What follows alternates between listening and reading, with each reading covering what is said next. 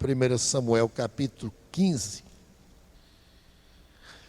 Existem algumas expressões, até uma irmã que está lendo a Bíblia falou comigo, mas pastor, quanta morte nesses textos bíblicos. De fato, eu não entendo totalmente, mas uma coisa eu sei, que tudo que Deus faz é certo, e aquilo que a gente não entende, deve fazer como fez Jó, no capítulo 40, verso 1 e 2, ele colocou a mão na boca e ficou calado. E tem momentos em que algumas coisas acontecem e que a gente não entende. Até dizia o irmão que dirigiu o momento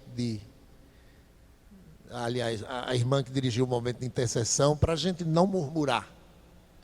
Então, de fato, quando não compreendemos certas questões das Escrituras e certas questões que acontecem em nossas vidas, devemos realmente pôr um freio nos nossos lábios, ficar calado, e esperar que, no final das contas, o que Deus tem determinado há de suceder. Quando o Senhor tirou o povo do Egito, a primeira batalha que se dá é contra os amalequitas. Os irmãos lembram desse fato, acho que é Êxodo 17, quando, já cansado, Moisés estendia as suas mãos no monte, juntamente com seu irmão Ur. E a Bíblia diz que quando ele estava com as suas mãos estendidas, Israel prevalecia. Mas quando ele abaixava as suas mãos de cansado que estava, Amaleque prevalecia. Então foi necessário que seu irmão ajudasse. Isso é uma simbologia tremenda, não é? Nós precisamos disso. Ninguém consegue realizar o trabalho sozinho. E sustentar sobretudo na oração. Ali era um fato físico por conta das condições de Moisés já idoso, cansado. Me fez lembrar Charles Spurgeon, que teve um momento na sua vida de tanto problema de saúde, sobretudo problemas emocionais, mas que somatizava no seu corpo, e ele se sentia completamente sem forças para ir ao tabernáculo londrino, onde ele dirigia a mensagem para milhares de pessoas. Tabernáculo londrino, explico, Igreja Batista de Londres, na Inglaterra. E muitas vezes, alguns diáconos, alguns irmãos da igreja, trazia ele nos braços, porque mesmo nessa situação, ele não queria ficar sem pregar, que era aquilo que ele fazia com muita precisão. É considerado o maior de todos os pregadores. Ninguém consegue fazer como ele fez. Foi uma obra singular de Deus na vida de um homem. E ele ia levado nos braços, no púlpito, e lá Deus renovava as forças dele e ele pregava um sermão tremendo. Então Moisés, também cansado, precisou da ajuda. Mas o Senhor disse ali, naquele momento, que ele riscaria para sempre a memória de Amaleque da face da terra. Isso se daria num processo. E nesse capítulo aqui, 15 de Samuel, o Senhor dá uma ordem para eles. E a ordem do Senhor é muito difícil de entender. Versículo 2. Assim diz o Senhor dos Exércitos: castigarei Amaleque pelo que fez a Israel, ter se oposto a Israel no caminho, quando este subia do Egito. Vai, pois, agora e fere a Amaleque, e destrói totalmente a tudo que tiver, e nada lhe poupes, porém matarás homem e mulher, meninos e crianças de peito, bois e ovelhas, camelos e jumentos. Essa foi a ordem do Senhor. O que fez Saul? Saul convocou o povo e os contou em Telaim, 200.000 homens de pé e 10.000 homens de Judá. Chegando, pois, Saul à cidade de Amaleque, pôs-se em emboscadas no vale, e disse aos queneus: Ide-vos, retirai-vos e saí do meio dos amalequitas, para que eu vos não destrua juntamente com eles. Porque usaste de misericórdia para com todos os filhos de Israel, quando subiram do Egito. Assim os queneus se retiraram do meio dos amalequitas. Então feriu Saul os amalequitas, desde Avilá até chegar a Sul, que está de frente do Egito. Tomou vivo a Agag, rei dos amalequitas, porém a todo o povo destruiu a fio de espada. E Saul e o povo pouparam a Agag e o melhor das ovelhas e dos bois, e os animais gordos, e os cordeiros, e o melhor que havia, e não os quiseram destruir totalmente. Porém toda coisa vil e desprezível destruíram. Então veio a palavra do Senhor a Samuel, dizendo: Arrependo-me de haver constituído Saul rei, porquanto deixou de me seguir e não executou as minhas palavras. Então Samuel se contristou e toda a noite clamou ao Senhor. Bem, meus irmãos, Samuel se encontra com Saul e ele vai falar com ele. Verso 16, nos adiantando. Então disse Samuel a Saul: Espera e te declararei o que o Senhor me disse esta noite. Respondeu-lhe Saul: Fala.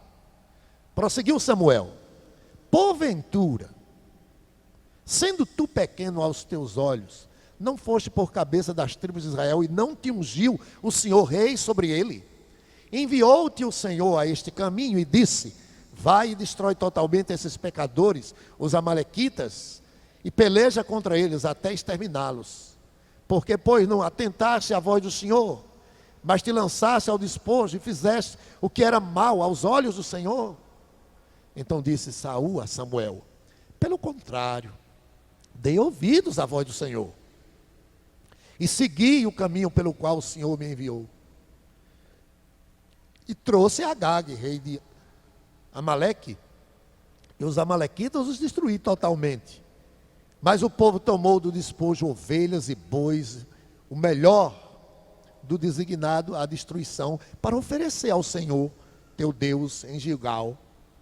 Porém Samuel disse: Tem porventura o Senhor tanto prazer em holocaustos e sacrifícios, quanto ao que se obedeça a sua palavra? Eis que obedecer é melhor do que sacrificar, e o atender melhor do que a gordura de carneiros.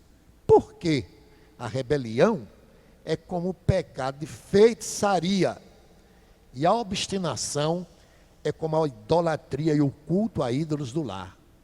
Visto que rejeitastes a palavra do Senhor, Ele também te rejeitou a ti, para que não sejas rei. Até aí, meus irmãos. Então, o que vale para Deus é a prescrição da palavra. Às vezes a pessoa pode dizer: o que vale é a intenção do coração. Não. Isso foi tido como um ato de rebeldia tão sério, que foi equiparado à feitiçaria, à bruxaria, a ritual satânico. Aquele culto oferecido a Deus de uma forma que ele não queria, até porque ele está à procura de adoradores que o adorem em espírito e em verdade. Não só a questão, uma atitude espiritual do coração, mesmo que possa dizer que é por amor, mas é de acordo com a palavra, é em verdade também. O Senhor tinha dito, era para destruir tudo. Porém, Saul não fez assim, achando que como fez agradaria ao Senhor, e no entanto foi por isso rejeitado. Nós temos que ter muito cuidado, meus irmãos, com a nossa formalidade, com a nossa liturgia, com a nossa expressão de culto, porque Deus vê com muito mais profundidade. Quando este aqui foi rejeitado e que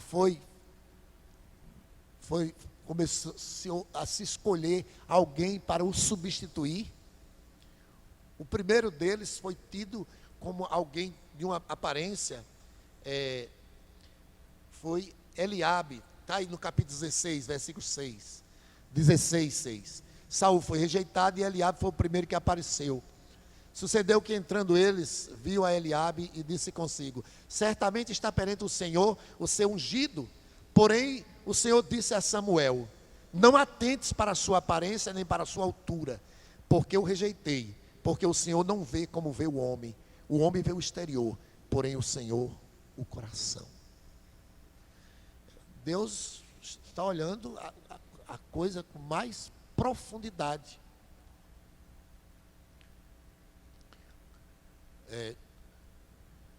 O coração, a atitude, note bem, do coração tem que estar em completa harmonia com aquilo que Deus estabeleceu na sua palavra. Então precisamos pedir ao Senhor que sonde os nossos corações, para que o nosso culto não seja um insulto a Ele. O Salmo 50 é um salmo tremendo, que fala sobre a essência do culto.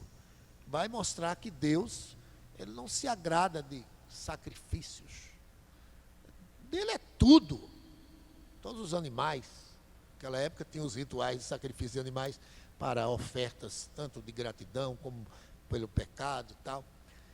Então Deus tem prazer em que se obedeça a Ele. Rebeldia, não sei em que áreas de nossas vidas estamos sendo rebeldes para com o Senhor. No congregar, na leitura da palavra, na oração. Os pecados dos crentes, às vezes, ocorrem, mas raramente. É matar, roubar, adulterar. A nossa grande parte da nossa negligência é naqueles meios que Deus estabeleceu para o nosso crescimento espiritual, para o fortalecimento da nossa fé. E nós desprezamos isso, mesmo tendo prescrição na palavra, ordenando, achando que talvez isso seja inferior ao decálogo. Porque no decálogo não tem, não deixe de congregar. Ora, o mesmo Deus que falou os 10 mandamentos, falou também que nós deveríamos. E outros sim, um dia fomos batizados. E diante da igreja do Senhor, diante da presença do Senhor, fizemos compromisso. Deus está vendo. A rebeldia é como pecado de feitiçaria. Que não queiramos ser, meus irmãos, agentes do inimigo dentro da igreja de Cristo. Aqui está um homem que foi rejeitado. Embora tenha sido usado pelo Espírito Santo, Saul profetizava. Não está Saul entre os profetas? Era assim que se dizia. Pois bem, o Espírito Santo usou Saul, mas ele foi rejeitado pelo Senhor. Temos cuidado. Hebreu diz que dura coisa, horrenda coisa, é cair nas mãos do Deus vivo, porque o nosso Deus é um fogo consumidor. Que nesta manhã o Senhor esteja renovando o nosso compromisso com Ele, com a sua causa. Amém.